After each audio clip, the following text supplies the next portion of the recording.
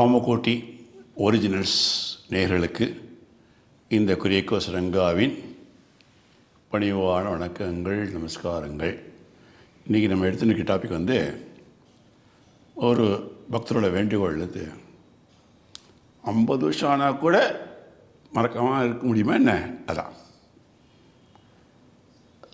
சாத்தனூர் கிருஷ்ணமூர்த்தி ஐயர் அப்படிங்கிறவர் வந்து ஏராளமான நிரல்புறெல்லாம் இருந்த வச்சுருக்கிற பக்தர்.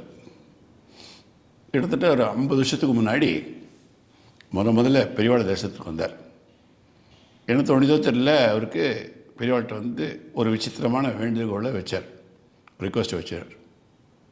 வர முன்னாடி என்னென்னா, பெரியவா நான் கடைசி மூச்சு விட்டதும் பெரியவா வந்து கங்கா ஜலமும் துளசி தளமும் பிரசாதமாக கொடுத்து அனுப்பி அந்த சரீரத்தை, அந்த ஆத்மாவை ரெண்டையும் சுத்தப்படுத்தி நல்ல கதி கிடைக்கிறதுக்கு அனுகிரகம் பண்ணணும். இந்த பிரார்த்தனையை வந்து பெரியவாளை தவிர யாரும் கேட்கல. அந்த சாத்திரம் வந்து இந்த மாதிரி வேண்டினவர் வந்து அவர் வேண்டினதான்னு அவரும் மற்றவாழ்கிட்ட யார்ட்டும் சொல்கிறதில்லை. மகாராஷ்டிரா மாநில சத்தாராவில் வந்து ஸ்ரீமடம் முகாம் அதில் செஞ்சுட்டு இருந்தபோது, கேம்ப் இருந்தபோது, மடத்தோட கேம்பை சகாராவில் இருந்தபோது, சத்தாராவில் இருந்தபோது ஒரு ஃபோன் வழியாக ஒரு செய்தி வந்தது.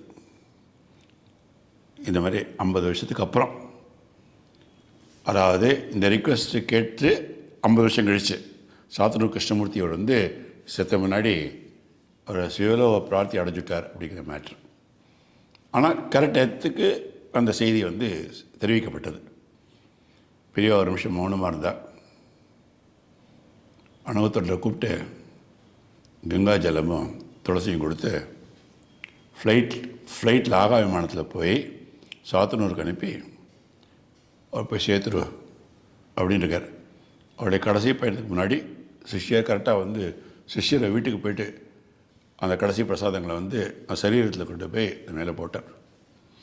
அதாவது ஒரு பக்தரோட வேண்டுகோள் 50 வருஷம் ஆனாலும் மறக்காமல் இருக்குமா என்ன?